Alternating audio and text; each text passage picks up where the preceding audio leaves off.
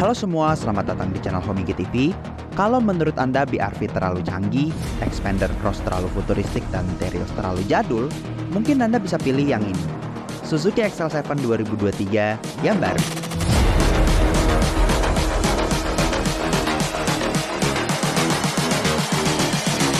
I just wish you knew.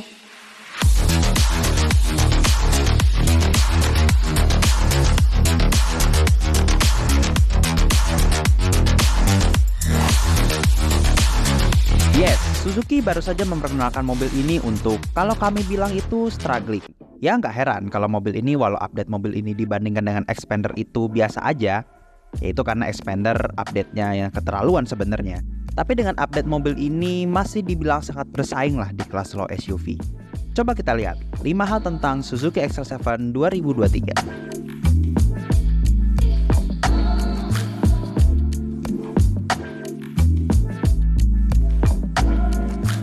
Suzuki XL7 dibagi menjadi 3 varian, sama seperti sebelum facelift.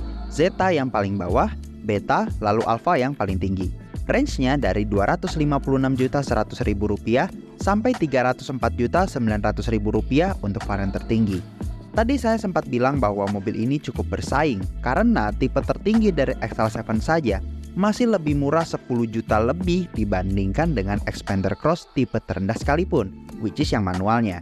Sedangkan dengan BRV, dia masih lebih murah hampir 10 juta dibanding varian terendah BRV dengan transmisi CVT.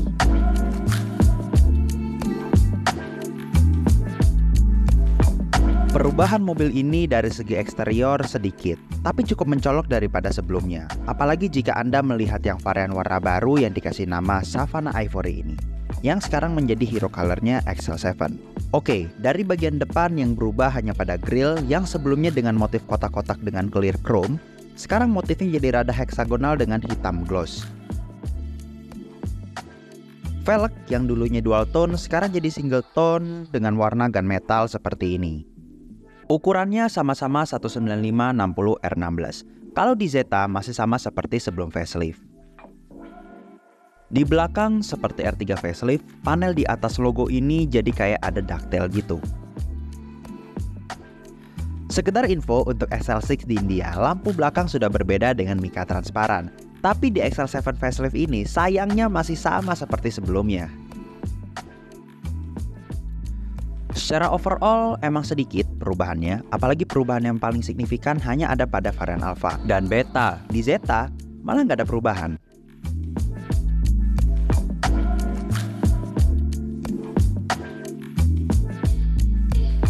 Mesin di XL7 ini masih sama seperti sebelum facelift, 1500 cc K15B dengan tenaga 104 PS dan torsi 138 Nm. Tapi yang baru sekarang sudah ada motor listriknya.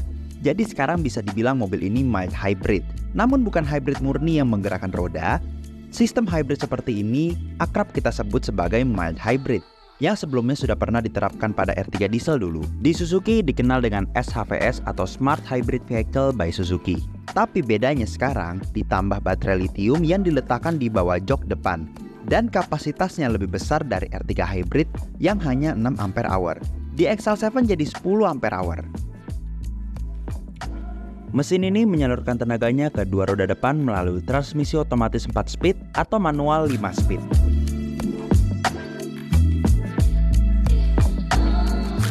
Secara keseluruhan, karena ini hanya facelift, jadi isi dalam kabin mobil ini mirip-mirip dengan yang sebelum facelift. Tapi akan saya jelaskan apa saja yang berubah dalam interior XL7 ini.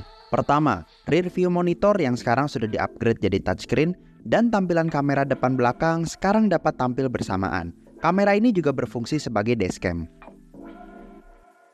Spion lipat elektrik, tapi yang baru sekarang sudah auto retract yang ngelipet kalau mobil dikunci dan ngebuka lagi pas mobil di start. Auto headlight dan follow me home juga baru di XL7. Ada lagi cruise control. Sebenarnya perubahan pada mobil ini 11-12 sama R3 facelift. Yang beda, kalau di XL7 ada armrest tengah dan joknya ada kulit-kulitan di pinggirnya.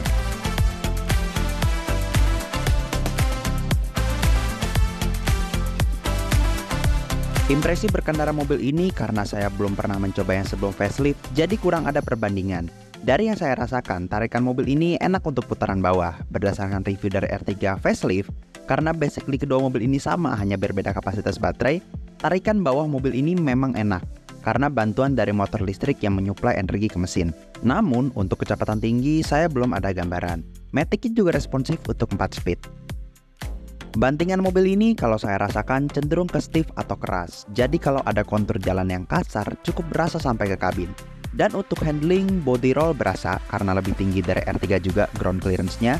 Untungnya kebantu dengan ESP-nya, kalau enggak bisa understeer dia.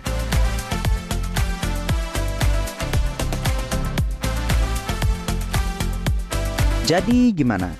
Dari pandangan saya pribadi, mobil ini kalau dipakai dalam kota enak banget karena putaran bawahnya yang enak untuk stop and go. Lantas dengan harga 300 juta sedikit, walaupun orang masih mikir soal fitur safety aktif yang tidak ada di mobil ini, namun tetap worth it karena sepertinya fitur itu tidak selalu Anda pakai juga kan untuk harian. Jadi berdasarkan kesimpulan kami, mobil ini cocok untuk Anda yang ingin mobil di kelas ini yang tetap keren dan tetap dijual dengan harga yang lebih murah, atau untuk orang yang sangat mempertimbangkan value for money dalam sebuah mobil.